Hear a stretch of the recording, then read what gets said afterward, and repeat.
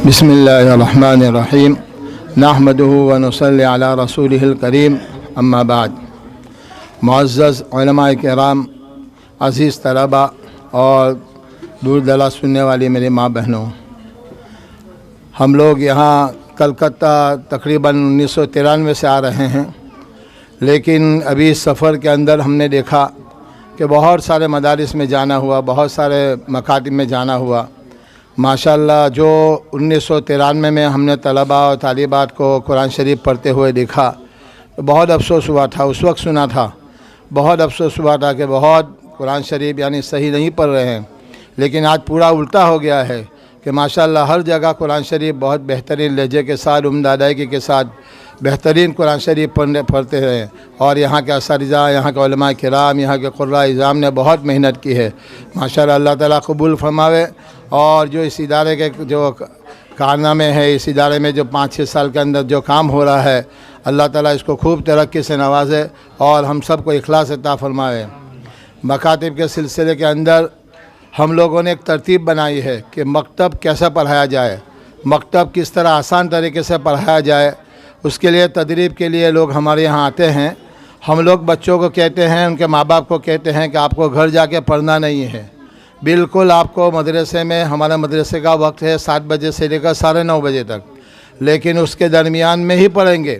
घर जाके कोई बच्चा अपने घर पे जाके नहीं पढ़ेगा, क्योंकि जो हमारे असातिज़ा पढ़ा रहे हैं, माँ बाप पुराने हैं, तो बच्चा कंफ्यूज होता है कि सही हमारे उस्ताद का है कि माँ बाप का है। तो पहले तो शुरू में बहुत मुखालिफत हुई, तो हमने कहा कि देखो आप 50-100 साल से पढ़ा रहे हैं अपने बच्चों को, आप 6 महीना हमारी बात मान जाओ। तो बहरहाल कुछ ले दे के मतलब कि बच्चे मान गए, उनके वालिद साहब मान गए, वालिदैन मान गए। तो हमने एक तरतीब शुरू की है बहुत आसान तरीके से। तो इंशाअल्लाह कभी हम लोग आपको दावत देते हैं कि कभी तशरीफ़ लाइए वहाँ, और जो हमारे मकातिब की तरतीब है वो भी देखने जैसी है कि बहुत आसान तरीके से हमारे यहाँ अगर 3 पारे कोई बच्चे ने कुरान शरीफ पढ़ लिया तो इंशाअल्लाह पूरा कुरान शरीफ और तजवीद के साथ और बिल्कुल सेहत के साथ कुरान शरीफ पढ़ेगा। ऐसा हम लोग ने निज़ाम बनाया है। 6-6 साल, 60 साल की उम्र में कुरान शरीफ, 8 साल की उम्र में कुरान शरीफ नाज़रा ख़त्म कर लेते हैं। उसके बाद जिस बच्चों को हिफ्ज़ क्लास में जाना होगा तो हिफ्ज़ क्लास के असातिज़ा को उनको सेहत के लिए मेहनत नहीं करनी पड़ेगी।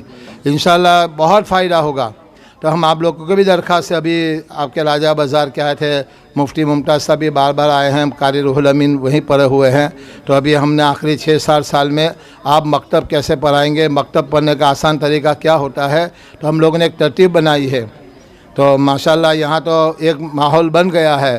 तो कुछ थोड़ी सी रहनुमाई अगर आपके पास किसी के पास वक्त हो, एक हफ़्ते के लिए आ जाए तो इंशाअल्लाह हम उनको बताएंगे कि कैसे कुरान शरीफ पढ़ाया जाता है और ये दुआए कलेमा किस तरह उनको याद कराया जाता है। तो इंशाअल्लाह इससे बहुत फ़ायदा होगा। और जो रिफाई काम कर रहे हैं, इसमें देखा कि रमज़ान के रकीब दे रहे हैं। अभी लॉकडाउन के अंदर हम लोगों ने देखा हमारे साथ कितने रहने उठने वाले इस दुनिया से चले गए। कितना अच्छा भी माहौल लगता है, कैसे जलसे जुलूस हो रहे हैं। 2 साल से ना कोई जलसा, कोई नमाज, ना जुमा की नमाज। ऐसा लगता था कि क्या आइंदा हम ये दिन देखेंगे, लेकिन यहाँ आके देखा जगह जगह लोग जलसे कर रहे हैं। माशाअल्लाह लोग जमा हो रहे हैं, तलबा कुरान शरीफ पढ़ रहे हैं और मदारिस शुरू हो गए हैं। बहुत खुशी हुई माहौल को देखकर। अल्लाह ताला ये बीमारी को आइंदा हम सब की हिफाजत फरमाए। बहुत अच्छे लोग हमारे काबिरीन इस दुनिया से चले गए, अल्लाह ताला उनकी जगह में नामुल बदल अता फरमाए।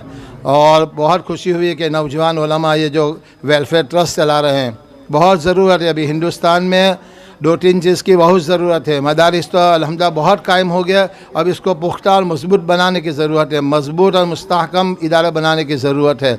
बहुत बेहतरीन तालीम होनी चाहिए हमारे मदारिस के अंदर, बेहतरीन हुफ़्फ़ाज़, बेहतरीन क़ुर्रा, बेहतरीन उलमा पैदा होना चाहिए। और इसके बाद अभी दूसरी जो अहम ज़रूरत है कि मुसलमान अपने तरस के अंदर इंग्लिश मीडियम स्कूल कायम करें, क्योंकि हमारे बच्चे जाएंगे। हमारे यहाँ भी जा रहे थे ईसाई मिशनरी के अंदर, तो हमने खुद मजबूर होकर देखा कि तो मानने वाले ने क्यों क्रेज़ हैं। हमारा वाले को मालूम हो गया है कि इंग्लिश मीडियम में कामयाबी है, तो वो तो बच्चों को भेजने वाले ही है। तो हमने जब स्कूल शुरू किया तो बहुत पहले शुरू में एतराज़ हुआ कि उलमाए किराम कैसे चलाएँगे, लेकिन उसके बाद अल्लाह ने मदद फरमाई और अल्हम्दुलिल्लाह आज 1200 तलबा हैं जो 35 गाँव से आते हैं।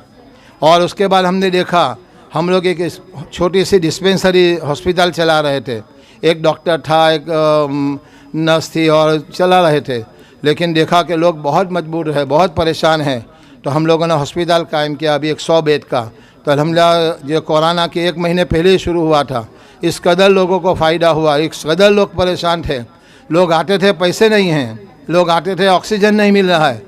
इस कदर हमारे स्टाफ को हमने मनवा के समझा के उनकी खिदमत की है। तो हम लोग को बहुत एहसास हुआ कि हम तो हिंदुस्तान में कहीं भी जाएंगे तो लोगों को इसके तरफ तवज्जो दिलाएंगे कि एक इंग्लिश मीडियम स्कूल शुरू करो, क्योंकि हमारे कौम को बड़े अच्छे अच्छे डॉक्टर की ज़रूरत है। हमारे इलाके में हॉस्पिटल तो मुसलमानों की बहुत बन गई है, लेकिन मुसलमान डॉक्टर नहीं हैं, हमारे बच्चे पढ़े लिखे नहीं हैं, इसका बहुत अफसोस हो रहा है। स्कूल खोला है, पढ़ाने वाले टीचर्स नहीं मिल रहे हैं। इसका ये सब सुन के, ये सब देखकर बहुत अफसोस है कि हम लोग ने इसकी तरफ तवज्जो नहीं दी है।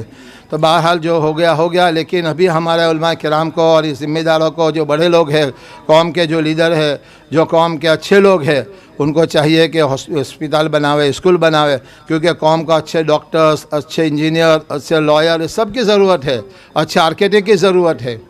जब तक हम लोग फील्ड में नहीं आएंगे कि आने वाला कोई करेगा, तो ये बहुत देर हो जाएगी।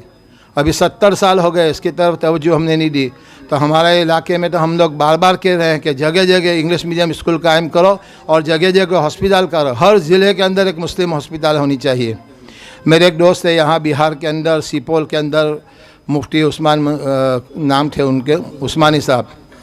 तो वो मेरे पास उन्होंने रात को तरावी के बाद रात को 12 बजे फ़ोन किया कि मेरा एक दोस्त वापी में है और यशविन हॉस्पिटल, हमारे एक बहुत बड़ी हॉस्पिटल है मुस्लिम, यशविन हॉस्पिटल में वो वेंटिलेटर पे जाने की तैयारी है, लेकिन वेंटिलेटर कोई खाली नहीं है। तो आप अपनी लागवक से, अपनी पहचान से उनको वेंटिलेटर का इंतज़ाम कीजिए। मैंने बहुत कोशिश की, तो उन्हें थोड़ी देर के बाद फिर फ़ोन किया, 1 घंटे के बाद, कि देखो अगर कोई हॉस्पिटल वाला वेंटिलेटर पर उनको ले लेगा तो मैं अपनी तरफ से 10-12 लाख का जो वेंटिलेटर आएगा हदिया में देंगे हॉस्पिटल को। तो हमने 11 हॉस्पिटल में रात को 2 बजे तक मेहनत की, लेकिन उनको अंदर में एडमिट नहीं मिला, उनको एडमिशन मिला ही नहीं, एडमिट किया ही नहीं, क्योंकि उनके पास वेंटिलेटर में वेटिंग लिस्ट था। बहरहाल वो 45 साल की उम्र, बहुत करोड़पति आदमी, बहुत बड़ा आदमी, जो वापी में था, ये बिहार में रहते हैं। तो मुझे कहने लगे कि अगर हमारे यहाँ बिहार में मैं बीमार हो गया, हमारे यहाँ कोई बीमार हो गया, तो वो कहाँ जाएंगे? जैसे आपके यहाँ तो हॉस्पिटल है मुस्लिम, आपके यहाँ तो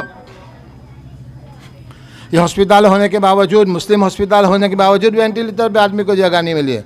2 दिन के बाद वो आदमी को वेंटिलेटर पे जगह नहीं मिलने की वजह से उनका इंतकाल हो गया। बहुत 45 साल की उम्र, बहुत अच्छे आदमी थे, बड़े आदमी थे, कौम का बहुत काम करते थे। तो मुफ्ती उस्मानी साहब ने मुझे कहा कि अगर हमारे यहाँ बिहार में कोई आदमी बीमार हो जाएगा तो वो कहाँ जाएगा? 3-4 दिन तक वो मुझे कहने लगे कि मैं मदारिस वाले को कहूँगा कि आप एक हॉस्पिटल कायम करो, मैं जमीयत उलमा वाले को भी कहूँगा और उनके नडवा के साथ अच्छे ताल्लुकात है कि मौलाना सईदुर रहमान साहब आज़मी को मैं कहूँगा कि हज़रत को एक हॉस्पिटल बनाइए। ये बार बार मुझे कहने लगे। एक 4-5 दिन तक इत्तेफाक ऐसा हुआ कि 36-27 रमज़ान को वो खुद बीमार हो गए। बीमार होने के बाद वो बीमार होते चले गए। मैंने कहा कि मौलाना आप जल्दी से जाइए पटना में कोई अच्छी हॉस्पिटल में, आपका ऑक्सीजन कम होने लगा है, आप बता रहे हैं। तो बहरहाल उनको ले गए रमज़ान के ईद के 2-3 दिन पहले हॉस्पिटल में, और 6 शव्वाल को इनका इंतकाल हो गया। बहुत बड़ा आदमी, बहुत बड़ा काम किया उन्होंने बिहार में। 1000 तलबा है उनको, बहुत अफसोस हुआ। अकेला आदमी अकेले ने बनाया है, उनका कोई नाइब भी नहीं। उनका लड़का तो अरबी नदवा में, अरबी सोम चारूम में है। बहुत अफसोस हुआ। तो उस बात से हम लोगों ने ये तहैया कर लिया कि हम हिंदुस्तान में कहीं भी जाएंगे तो हमारे भाइयों को हम कहेंगे कि देखो इस तरह ज़िंदगी निकल जाएगी, लेकिन एक बहुत बड़ा अजीम काम होगा। हम सोचेंगे कि मेरे बाद कोई और करेगा, मेरे बाद कोई और करेगा, इस तरह नहीं होता है। तो ये नौजवान टीम है माशाल्लाह, नौजवान उलमा है। मैं उनको बहुत दिल की गहराइयों से कह रहा हूँ कि आप एक स्कूल, जिस तरह ये बच्चे हैं, अपनी स्कूल कायम करो, कहीं से भी जगह लेके। छोटा मोटा पहले काम शुरू होगा, फिर ये तो बड़ा हो जाएगा इंशाल्लाह। हॉस्पिटल भी एक छोटी डिस्पेंसरी शुरू करके उसको बड़ा बनाने की कोशिश करो इंशाल्लाह। उम्मत बहुत प्यासी, उम्मत बहुत परेशान है, लोगों के पास पैसे नहीं हैं, हॉस्पिटल जाने में लाखों रुपये का बिल होता है। इसलिए हमारा जो तजुर्बा हुआ है मदारिस की लाइन से भी, मकातिब की लाइन से भी, हॉस्पिटल, स्कूल, हम सब तजुर्बा कर चुके हैं अल्हम्दुलिल्लाह। और हम लोगों ने देखा कि बहुत ज़रूरत है, उम्मत को बहुत ज़रूरत है। और हमारी बिरादरी में, मुस्लिम बिरादरी में एजुकेशन नहीं है। हम लोग एजुकेशन में बहुत पीछे हैं, दुनिया एजुकेशन में इसकी बहुत ज़रूरत है। और मुझे बहुत खुशी हुई कि यहाँ रमज़ान में किट दिया जाते हैं और फिर बेवाओं को सबको इस तरह रिलीफ दी जाती है, उनको ताउन किया जाता है। मौलाना ने बताया कि कितनी बड़ी उसकी खिदमत का कितना बड़ा सवाब है। अल्लाह ताला हम लोग को इस खिदमत जलीला को कबूल फरमावे और हमको ता हयात पूरी ज़िंदगी इस काम करने की तौफीक अता फरमावे और इखलास अता फरमाए, रियाकारी से हम सब की हिफाजत फरमावे। वाखिर दावाना अल्हम्दुलिल्लाहि रब्बिल आलमीन। बिस्मिल्लाहिर्रहमानिर्रहीम अल्हम्दुलिल्लाहि रब्बिल आलमीन। अल्लाहुम्मा सल्लि अला सय्यिदिना व नबीना व शफ़ीना व हबीबना व मौलाना मुहम्मदिन व बारिक वसल्लम। ए अल्लाह, हमारे गुनाहों को माफ़ फरमा, हमारे ख़ताओं को दरगुज़र फरमा, हमारे जुर्म अज़ीम को माफ़ फरमा। या अल्लाह राज़ी हो जा, अपने रज़ा मनी वाले काम करवा ले। या अल्लाह उम्मत की हिफाजत फरमा। ये लोग जो काम कर रहे हैं अल्लाह इनके काम के अंदर बरकत अता फरमा, अल्लाह इखलास अता फरमा, खूब तरक्की नसीब फरमा, उनके अज़ाइम को अपनी ज़िंदगी में पूरा फरमा। या अल्लाह अपनी ज़िंदगी में पूरा फरमा, इनकी मदद फरमा, चारों तरफ से मदद फरमा। या अल्लाह हर शुर फितन से हिफाजत फरमा। अल्लाह उम्मत के हाल पर रहम फरमा। या अल्लाह उम्मत के हाल पर रहम फरमा, ऐसी बीमारियों से हम सब की हिफाजत फरमा। या अल्लाह जो लोग इस बीमारी में इंतकाल फरमा गए अल्लाह उनकी करवट मग़फ़िरत फरमा। या अल्लाह उनके दर्जात को बुलंद फरमा। या अल्लाह उनकी जगह पे उम्मत को नमुल बदल अता फरमा। या अल्लाह अपने फजल करम से, अपने रहम करम से, अपने फजल करम से, अपने रहम करम से हमारे ऊपर हम का करम का फजल का मामला फरमा। या अल्लाह आज तक मांग के कभी महरूम नहीं हुए हैं, या अल्लाह आइंदा भी न फरमा। या अल्लाह राज़ी हो जा। या अल्लाह अपने रज़ामंदी वाले काम करवा ले और इस इदारे को दिन दुगनी रात दुगनी तरक्की नसीब फरमा। उनके अज़ाइम को अपनी ज़िंदगी में आपस में इत्तेफाक इत्तिहाद के साथ पूरा फरमा। या अल्लाह किसी तंजीम का बन जाना और आपस में इत्तेफाक इत्तिहाद होना ये बहुत ज़रूरी है। अल्लाह आपस में एक दूसरे की मोहब्बत और आपस में इत्तेफाक इत्तिहाद पैदा फरमा। या अल्लाह इनके कामों से राज़ी हो जा, खूब मदद फरमा, इनके इरादे से ज़्यादा काम के अंदर तरक्की नसीब फरमा। या अल्लाह हमारे यहाँ आना कबूल फरमा। या अल्लाह हर काम के अंदर रुकावट जो आ रही है रुकावट को दूर फरमा। अल्लाह ख़ज़ाना गैब से अल्लाह मदद फरमा। या अल्लाह हमारी दुआ को आप सल्लल्लाहु अलैहि वसल्लम के सदक़े तुफ़ैल और कुरान की बरकत से हमारी दुआ को कबूल फरमा।